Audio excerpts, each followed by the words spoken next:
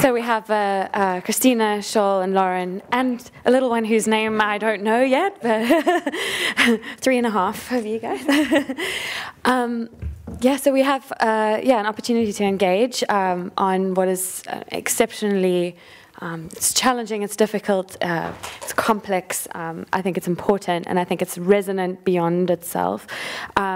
So I think I will start by asking a couple of questions myself, and then I will open it up to the floor. I'm sure there are a lot of thoughts and opinions and ideas that will fly. So I'll just kick it off by asking you, I mean, obviously the film is very ethically sophisticated and complex. I mean, there are a lot of different characters who have all, in their own capacity, very well developed and they have well developed convictions around the matter of killing animals for whatever reasons they might have. And they're all very convinced of this perspective. And some of them maybe are more considered than others in some ways. But for you as filmmakers, how was it? I mean, obviously it was quite a journey. You obviously covered a lot of literal ground. How was it for you ethically as a journey? Did you approach it with the sense of what you believe already, or did you find yourself being pushed and pulled? So, is this on? Okay. So when we actually started this film, it actually started in our kitchen. And we came across a bunch of photos online of a hunter that was standing over his kill. And Shaul came across them, and he was pretty shocked and upset. And he grew up in Israel. I grew up in northern Minnesota, where hunting is something that people do. It's a practice. It's a family tradition. And I kind of questioned Shaul and said, well, let's go and see what this world is about. And initially, we kind of wanted to go into the industry and shame them and say that, no, this is not right. But as we got further and further into it, we kind of took this journey and realized that it was much more complicated and had many more questions than answers. And so we went to Safari Club International was the first stop. And even though I knew about trophy hunting, I didn't know to the extent that it was happening and to the extent that this industry was such a huge deal beyond the trophy hunting, the guns, the supplies, everything that, the consumerism of it. And so we went further and we went to South Africa and met John Hume. Yeah, right. Yeah, I guess as a journalist, I've always wanted to have an open mind, to understand people who I don't initially understand. And so I was definitely more hateful of this than Christina coming in. And we definitely wanted to shame him, as Christina said, but it was confusing. It is a compelling argument in some places, and I think we wanted to go in listening to these, as you said, to these different people who are somewhat convinced. I guess Chris, the anti-poacher, always battles with himself more. And I think the big turning point for me was meeting John Hume, because we were kind of introduced to this guy who we were told was basically this devil that is in it for his own wealth. And whether you agree with him or not, that's not the person we met. And so I kind of, at that point, I think we kind of powwowed and we said, this film doesn't need to do that. It needs to go through a journey. And I think as we kind of continued on that journey, our opinions formed in certain aspects more than others, and we tried to actually keep him out of the movie to some degree. Mm-hmm. Mm-hmm. And I mean, I think as much as it's about wildlife and it's about animals and it's about killing, it's about the hunting industry, but it also, the animals are resources in the kind of most clinical sense. So the film is, as much as it's about kind of ethics and morals, and it's also about economics. I think we know that in the world, the global south, and particularly Africa, is a supply for a demand in the global north. And often I think maybe there's a naivety to the perception of the idea that perhaps Africa is not, there's an unspoiled Africa that still exists, that modernity hasn't touched, and that a place where lions can roam free, and which is completely unrealistic. That's not the case. Every patch of land has to be managed, and every patch of land belongs to somebody, and whether that be for mining or for agriculture or for lions,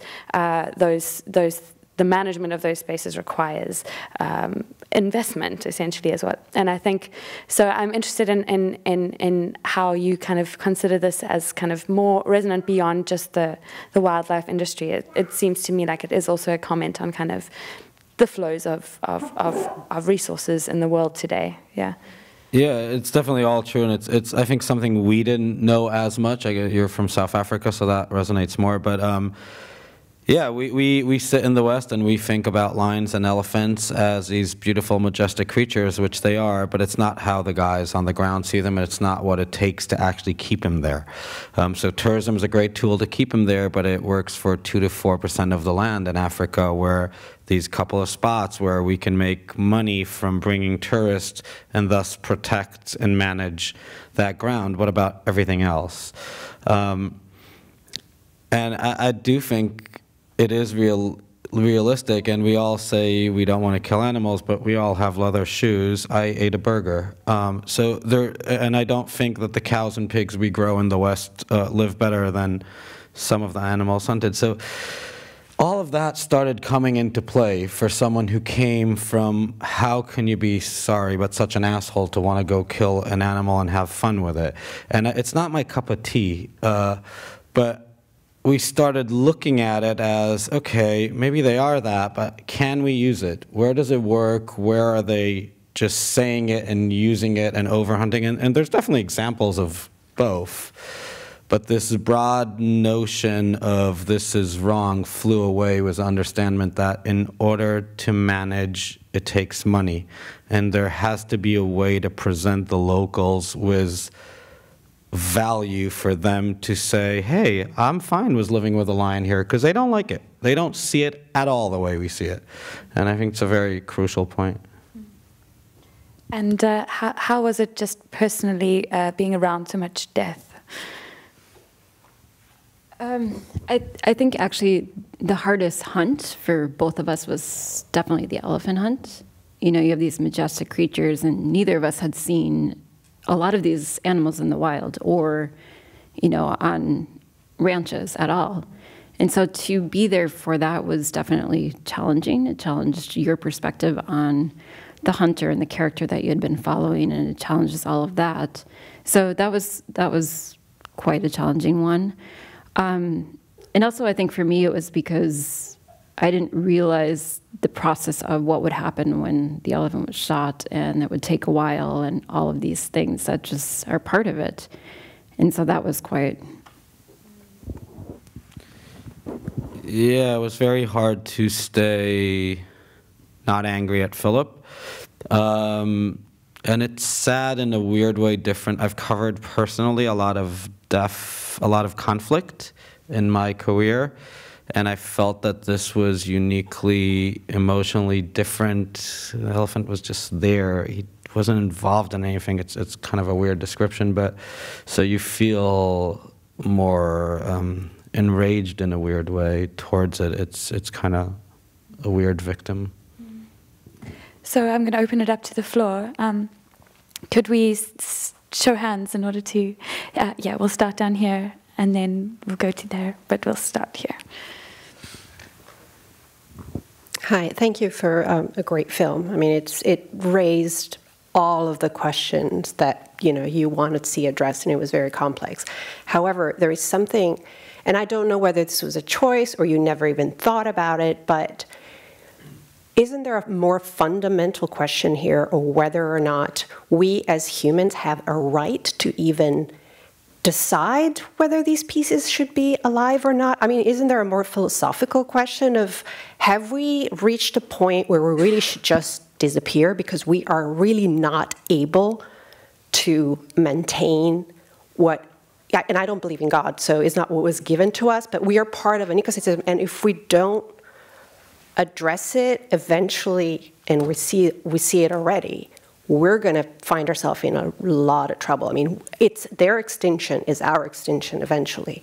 So was there ever in your, as filmmakers, like a thought of like, maybe we should look into this broader question of whether human beings really should just kind of disappear in whichever way. I mean, if it's, you know, it's... I get it. I mean, I think that's what we try to do, to be honest. I think the conversation about it is just not comfortable. It's not only in Africa, by the way. We, as humans, are, you know, kind of come first, and we overpopulate. And, you know, in Africa particularly, we're going to see humans grow at an amazing pace, and the human-wildlife conflict is going to grow and grow and grow, and thus we should talk at what price and how we conserve, and to kind of say, let the wild be wild, which a lot of green organizations say, and it sounds amazing, and 3 years ago I would have donated to that guy on the street, is silly. It's not going to work that way, plain and simple.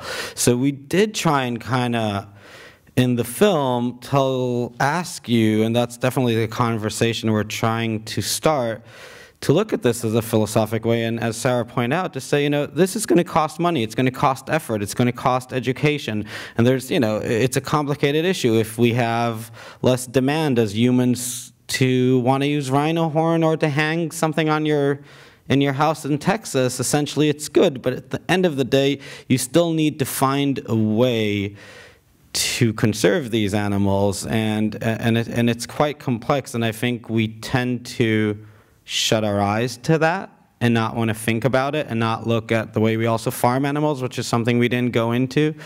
And so it was definitely something we meant to do. I hope it did actually hit through as a conversation following. There we go, over here, and then we'll go back. Yeah. Thanks for the film, which is really interesting, and it's a complicated experience to have, probably in a little bit like the way it was complicated for you guys to change your perspectives as you talk to the people you talk to. I think I probably would have a pretty different political perspective, even having seen all that, than I hear from you guys watching it. And there'd be I have tons of questions, but I'll try to there's just one point in the film. I thought one of the most interesting people that comes up in the film is this guy, Craig Packer, the ecologist. And he seems to be actually taking this line kind of that you guys ended up taking, which is defending hunting as a way to make conservation happen. But there's also this one point where he says the numbers don't add up, right? So he's actually saying the hunting can help the populations continue, but he's saying it's not working. It's actually not. It's not turning out to be enough. They're going away. So did you get any more on what his point of view is, or anybody in that same line is on how the numbers could add up? Yeah, you know, Craig was actually, you're right, Craig is actually kind of was a lot of our perspective in a sense. And, you know, there's certain places that I think, as he alluded to, is that hunting does work. And it's places that, you know, tourism, for example, ecotourism, if you go to Africa to go on a safari, you're going to want to go to one of the few specific spots where you're going to see the most amount of game. And you're going to have the resources that you have in order to be there. And hunters, on the other hand, will go to the other places where there is an abundance of animals, perhaps, but you and I are not going to go there. And so Craig, I think, was alluding to that a lot, about how hunters will go to these places, they will do their sustainable offtake of the animals in that area, but at the same time, there's so much land to be managed that the amount of money going into it from the hunting is not necessarily doing the trick. And one of Craig's, you know, Tanzania. God. Craig Packer lived in Tanzania, for example, for a while, and he was actually kicked out of Tanzania for whistleblowing corruption, and that the money is actually not reaching the people. Ironically, Safari Club International moved into his house. So he's this. I think we're taking the same line and said, don't just ethically throw this out the window because it's hard to deal with, but be specific on where the dollars are trickling down and where it's potentially helping. And it's a very thin line, and it's very detail-oriented in that sense. Does that make sense? I just want to, so basically I'm just wondering, okay, so I can see two sort of obvious ways that could go. One of them is that you actually want to have a lot more hunting, so you have more resources along the logic that you're suggesting, or the other one, or I mean, obviously you're saying the systems could work better so that the resources actually I think systems could work better. There's a quota. If you or if you can prove that quotas are being mismanaged, that's a bad place, and usually you actually try to take hunting away. So I don't think us or Craig or anybody is actually saying just hunt more.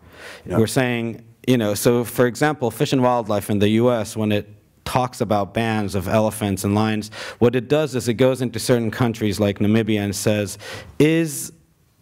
are the quotas being held up? And does that actually keep the poaching number down? And if the answer is no, they'll ban the importation of that animal back to the state, because thus hunting is not doing its job in its potential conservation. But if you, in Namibia, for example, in Caprivi, where Philip was hunting, the numbers do show that they're pretty tightly kept, and poaching was escalating down. Yeah. Thus, although people are paying for hunts, the locals get the meat, and the total number of elephants killed that year was way lower than 10 years ago. Does that make sense? Yeah, I'm just wondering, is there any, I will let go of the mic in a second, I'm sorry. But, if hunting presumably is not the only solution for funding this kind of stuff. And so the question that sticks in my mind after watching your film, that was already in my mind before, is, you know, what are those possibilities, and could we just use them instead? Yeah. Well, if it just rained money, it would be great, is the honest question, except the world doesn't work that way. Tourism is definitely a huge moneymaker, as we kind of try to point out. It makes money for very small amounts of land. There's definitely other ways, but hunting is still, if you look geographically at it, is actually a bigger tool than you think. So, you know, if you ask most kind of organizations that are against hunting flat out, their idea is to create a world fund that taxes, you know, they'll tell you if we each pay $2, we could get the $2 billion a year that we need to conserve Africa. And that's great, and I'm all for it, except I just can't see it happening. So that's... Okay, so we'll go, well, lots and lots of hands. So I will just work our way here on the left. Someone with a microphone. Hi. I really enjoyed the movie. I thought it was very interesting. And me personally, what I like about documentaries, what I find especially interesting about documentaries is how, in really good documentaries, you have the literal story, but then you perceive a meaning from it, even though it wasn't deliberately orchestrated for it to have all these, to have like a message specifically. Like the story wasn't specifically constructed to convey a message.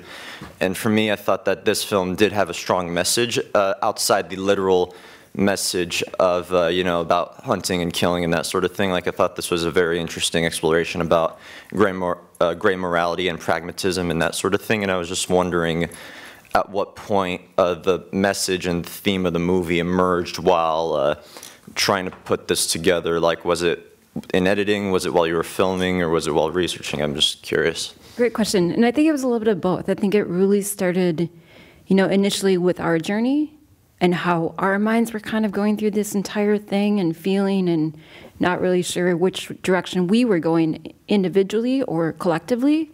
And then I think even more so, a lot of our work that we do is definitely more character-based driven. And so when we got to the edit, we attempted to do a very character-driven storyline of a few characters. But we soon realized is that what we weren't getting is this bigger perspective. And so we kind of opened it up and brought in people like Craig Packer and made it much more subject-driven, because that's really the issue. It's like each of these individual characters have their own belief systems, and we realized that that didn't reflect entirely what the issue was really about. But they are specific belief systems, so we wanted to open it up even more. Let's take it to the back. Just to add a second to that, we tried to surround ourselves with people who didn't really believe, and I'm pointing this way to my vegetarian young mother producer, or to my editor who was very much against this, because we wanted our team to challenge us a little bit, I think is a fair way, especially as we kind of slid from let's shame him to let's make, sorry, but kind of a mindfuck movie to say, well, what the hell should we do, but let's listen and think together. And so I think that was a little bit, Jay, you know, our editor couldn't stand Philip, couldn't stand these ideas. And so it was like, it brought us in the team as the edit was kind of collapsing to constant discussion of how to handle that line. I'll just add to that. I think also, and yeah, this was for me a particularly, tough to watch because I am an animal person. I don't eat meat. I'm coming from a very particular perspective on it. But I think also John Hume as a main character in this film really brought so much. He really broadened sort of out the scope of the film in that way, because he's somebody who isn't advocating for killing animals. He isn't doing it. He's trying, and he's actually getting results. So even though at first glance what he's doing might look really really harmful, really challenging, and we tried to present that in the way he's introduced in the film. Like, you have a certain visceral response to what he's doing at first, and then you start to unpack it, and you see that it's actually about so much more, and it is about sort of a form of conservation, even if it's maybe a troubling one to some people. And so we took that as a theme, and it just sort of naturally came out, actually, with each of these characters, but we sort of started to build the film thematically rather than, as Christina said, character-driven. Cool. So we'll go to the back for a bit. Yeah, that's good, Dorothy. Why not? Hi. Thanks very much. I think that's an excellent film, and I think that you achieved what you set out to do. And I say that because I think you did cover all those arguments. And one of the main things I think was really good, came up a lot of times, was economics and capitalism and why it's happening, which is great. And I think the reason you've done it is to make people think, where are we going from here? And the one thing I'd like to say is that the economic system that we're living in now hasn't always been there. Capitalism hasn't always been the dominant economic system. And we need to look in the future by being goaded by or reminded or inspired by these kind of things to look beyond where we are now, and thank John Hume and people like that for giving us the time to do it. And I'd recommend the Venus Project and things like that, which are almost a kind of science fiction now, but we have to look beyond where we are. And it's not a question, it's my thing. And thank you so much. It's a brilliant film. Do you want to? That's just a comment. So, well, I'd like to hear what they have to say about it. Yeah, I think, it's what Lauren said. I think, like, I don't know where we stand. It depends on species by species, on hunting and the practices, and it's a tough one. On John Hume, I think, at least for us, we've completely flipped. We think that not being allowed to even suggest it as part of the solution. Because when you talk, today we posted a couple of shots of the rhino horn being removed on social media to say trophies playing in Sheffield. We got a bunch of death threats. So, they're not super practical. It's Facebook, I get it. But it's silly. It's just stupid. We're thinking out of our hearts, not our minds. And it's dangerous because they're going to be gone in like 5-10 years. So we have to think of new models, and whether we like it or not, money and capitalism make a difference, and I think we see that, and I think this subject particularly is not treated that way, which is a shame. I just got to say that the point was, it doesn't have to be capitalism. You've got to look beyond capitalism. Everyone, you've got to look beyond capitalism. Yeah. So can we go up, I think, far corner there? That'll be great. Hi, I had a question about the hunters in the movie. I would have imagined, particularly post-Cecil, that they'd be rather shy to appear on camera. So I'm curious, well, firstly, I guess, I don't know whether you recruited them before or after Cecil came to our collective conscious knowledge, but if so, how easy it was to recruit them, and perhaps how they feel about how they've been portrayed since the movie's come out. Sure. So we started this film about 1.5 years before Cecil. And so some of the hunters initially that we worked with a number of hunters initially, and, we'd spend time with them, and then they would say, no, this isn't of interest to me, or it just wasn't a right fit for us. And so when we came across Philip, we actually met him in the airport in Namibia on the elephant hunt. And he was somebody that the outfitter of the hunt suggested, why don't you go with this hunter? He's interested. And so the interesting thing with Philip is he actually wanted us to follow him, and he was interested in having a platform. He really believes that what he is doing is right for him. And so we spent a lot of time with him, and we really appreciate Philip because as a character, the way he is on camera and off camera is the same person. And so we could have disagreements and arguments about, you know, our perspective on things, and he would say his perspective on things, but it was always kind of, it was actually a good character to have. And so we showed him the film last winter, and he came to New York, and we were very nervous about, you know, what would he think about different parts. And he came, when he heard the evolution part, he stood up in his chair and raised his hand and went, "Yeah!" And it was really kind of shocking to us that we thought that, well, okay, we didn't think that we were going to get that response. And so he initially liked the film, and then about 3 days later, we got an email from him stating all these different things that he felt was wrong. And it was actually, to our surprise, we were actually like, that's great. You know, we're really happy that you are thinking about it. And so in a way, we felt like we successfully put a mirror up to a hunter that really believed throughout the entire thing that this is the right way to do and question what his beliefs were. Because there was a lot of times that I think both Shaul and I thought, okay, Philip at some point is going to have an epiphany and he's going to be like, this is not correct, I shouldn't be doing this, and he never did. And so that's who he was, and you know, for him 3 days later to have all these questions really showed us that he was interested and it went beyond his capabilities. And just specifically on Cecil, a couple of characters got scared and faded out. And to be honest, I kind of understood it.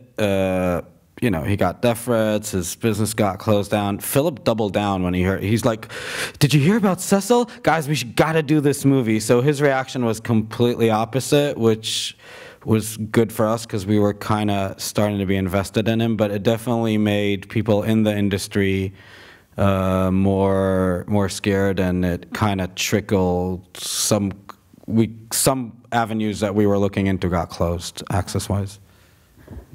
I think also, I mean, yeah, as Shaul said, like a bunch of people that we had been filming with and speaking to got cold feet. Some of them ended up back in the film, some of them didn't. But I think it would be, and it's part of the reason why we included Cecil in the film, even though, you know, we were making the film at the time, but we weren't making a film about Cecil, but it was an important turning point for us because I don't think that the film you saw would be the same one if it hadn't happened. It really brought people like Philip to the surface who felt like, you know, even though they were doing something that was potentially controversial in the world, they wanted to, you know, he in particular really wanted to tell his story. So yeah, it was sort of had an interesting effect on who ended up in the film, who wanted to speak out, who sort of wanted to be a part of the conversation, and who was sort of too scared to do that.